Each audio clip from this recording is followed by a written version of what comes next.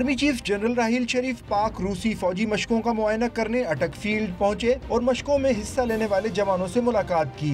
उन्होंने तरबियत के अमली मुजाहरे देखे और इत्मीनान का इजहार किया। आर्मी चीफ का कहना था कि पाकिस्तान और रूस की अफवाज का शुमार दुनिया की बेहतरीन फौजों में होता है। इन मशकों से न सिर्फ सीखने का मौका मिलेगा बल्कि इन तजर्बात से दहशतगर्दी के खिलाफ जारी जंग में भी फायदा उठाया जाएगा।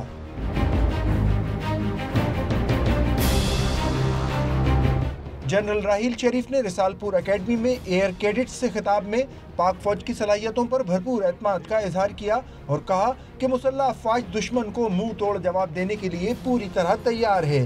Armed forces of Pakistan remain fully prepared to give the most befitting response to any kind of internal and external threat posed to our nation. पाक फजाइया अकेडमी रिसालपुर में 136 GDP, 82 इंजीनियरिंग कोर्स, 17 A&D और पहले लॉजिस्टिक कोर्स के शिरका pass out हुए।